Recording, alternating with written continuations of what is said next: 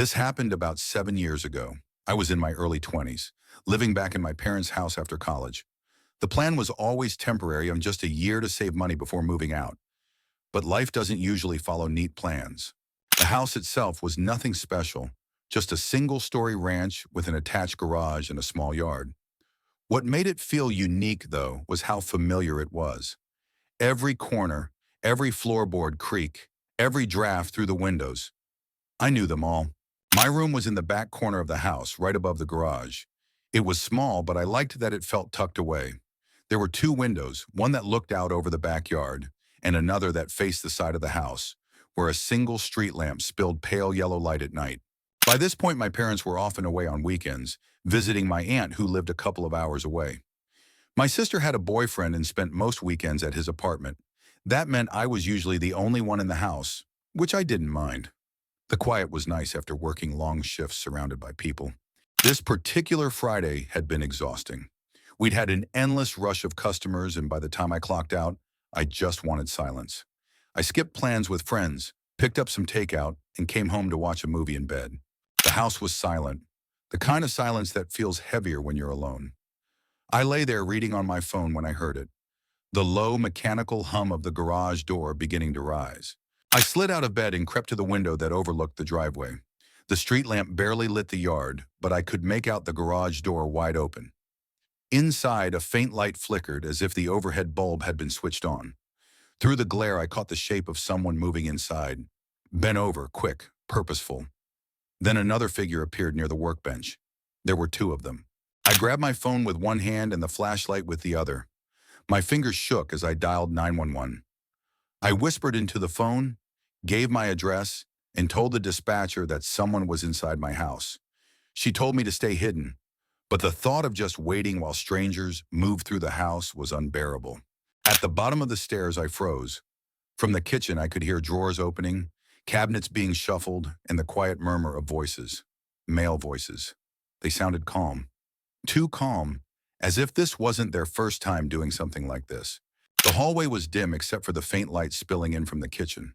I could see one of them now. Tall, broad, standing near the sink with something in his hands. The second was closer to the back door, glancing through drawers. They were searching, methodical.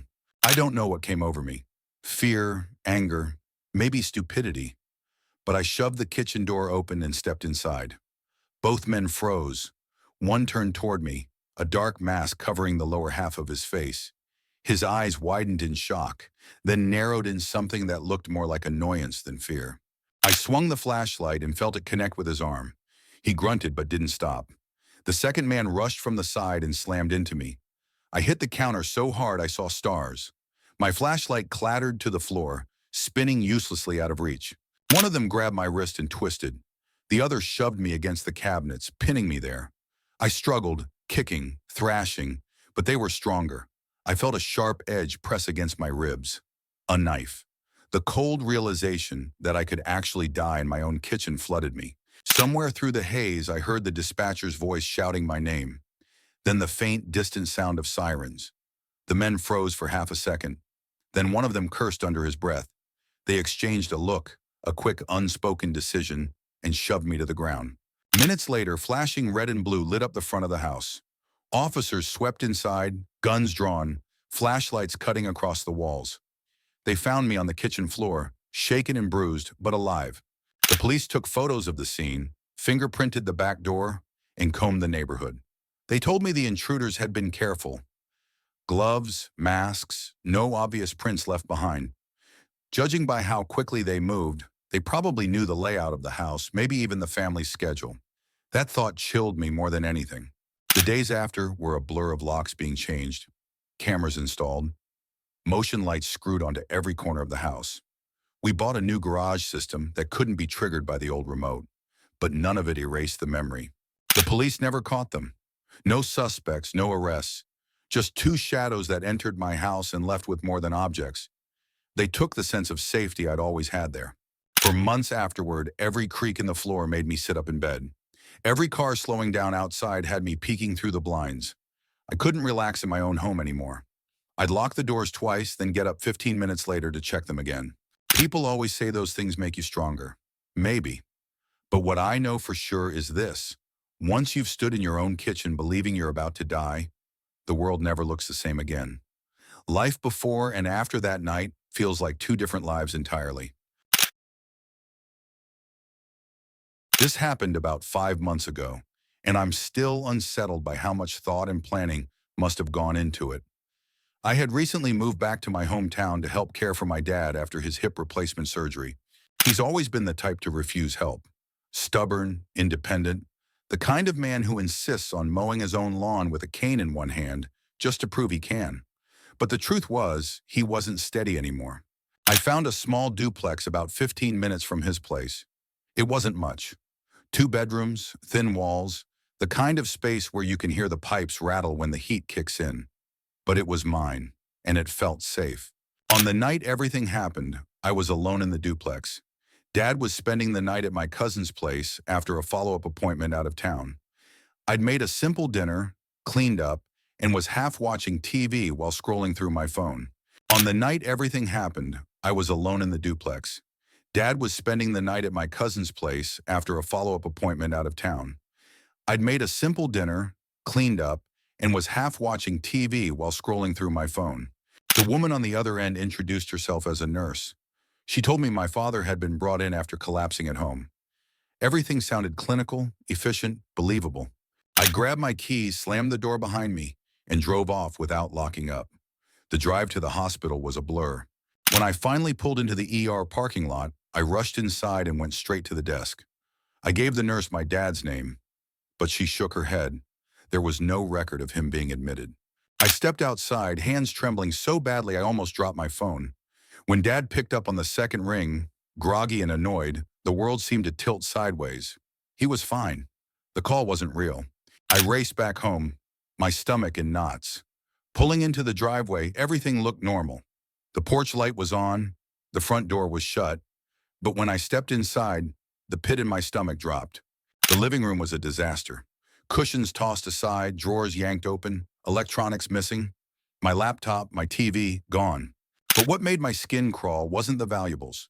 It was the personal things, family photos missing from their frames, prescription pill bottles emptied, important documents rifled through. I called the police with shaking hands. Officers came, took photos, dusted for prints, asked questions I barely knew how to answer. When they left, the house didn't feel like mine anymore. I sat on the couch staring at the empty frames, the vacant spaces where my life used to sit. The days after were worse. I installed new locks, put up a Ring camera, even bought a safe. My dad and I argued. I kept replaying the call in my head, dissecting every word. Weeks went by with no updates from the police. The detective eventually told me that crimes like this are often part of something bigger. Identity theft, medical fraud, long-term scams. Even now, months later, I can't shake the paranoia. I double-check every lock before bed. I hesitate to answer unknown numbers. I don't live in that duplex anymore. I moved closer to my dad and we share the same house now. But every creak at night makes me wonder if someone's back. Because here's the truth no one wants to admit.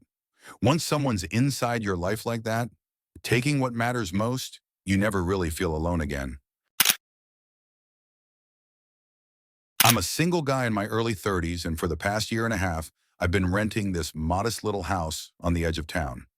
It's not anything special, just a 2-bedroom place with a creaky porch and a small backyard. But I liked it right away. The neighborhood is quiet, mostly families and retired couples, and the rent was reasonable for the area. Over time, I got into a routine: work, gym, dinner, maybe some TV, and the house started to feel like home.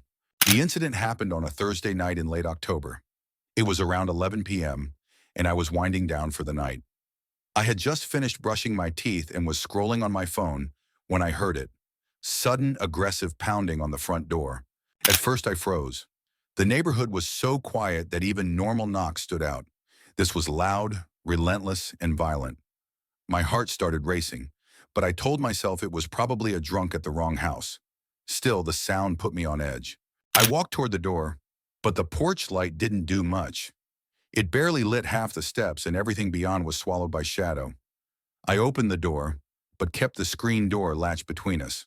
Standing on the steps was a man I'd never seen. Mid-30s, greasy, messy hair, Clothes like he'd slept in them for days. He was twitchy, breathing hard, pacing, and completely unsteady. He started yelling that this was his house, that I was trespassing, and that I should get out before he called the police. I tried to calm him and told him he had the wrong place. He grew angrier and then began rattling off details only someone who'd lived here would know. He mentioned the upstairs bathroom door that bangs into the toilet, the back door that sticks, the tiny chip on the corner of the kitchen counter. Trivial details I'd only discovered after living here. I went cold. Then he pulled a folder from his jacket, a lease with his name dated months before I moved in, envelopes addressed to him at this house. The paper looked legitimate. Worst of all, he scrolled photos on his phone. Pictures of himself inside my house, on my couch, at my kitchen table, in my bedroom. The photos looked recent and authentic. One image was a 4th of July selfie, people around my kitchen table, fireworks box and frame. It looked so real it made me question my memory for a second. Had I somehow blocked this out? My hands trembled. I told him I'd call the police. Instantly, his panic vanished and an eerie calm replaced it. He smiled, said he'd wait outside, then walked away into the dark. The police came. I told them everything. They suggested contacting the landlord and previous tenants. Landlord claimed he'd never rented to anyone like that. Previous tenants said they lived alone. Nothing explained the photos. For 2 weeks, I lived on edge. Locks checked twice, porch light left on, checking windows. I told myself maybe it was a failed scam. Then one night after going out, I pulled into my driveway and found the house trashed. It wasn't a typical burglary. Drawers dumped, closets torn, cushions cut open. But expensive electronics were left untouched. It felt like a targeted search for something specific. There were no signs of forced entry. Whoever did it had a key. Landlord changed all the locks immediately and installed an alarm and cameras. I knew in my gut who it was. The man from the porch. The photos couldn't be explained away. They were taken inside my home. I kept replaying how he had shown me proof as if trying to make me doubt my own life. Small things started piling up. A postcard I didn't order, a login alert for an account I hadn't used. Maybe coincidence, maybe not. The feeling of being watched heightened every day. Weeks later, doorbell camera footage showed a silhouette on the porch the night the house was ransacked. Grainy, not enough to ID, but it matched the man who'd confronted me. The detective said the trail went cold. Months later, I found a worn key taped under a receipt in a drawer. The wrong brand, not my key. I hid it in a book and told no one. It felt like a message. You were never alone. I moved 8 months later. New locks, new neighborhood. The house was empty behind me, but the unease didn't leave. At night, I still double-check locks and sometimes picture him flipping through those photos.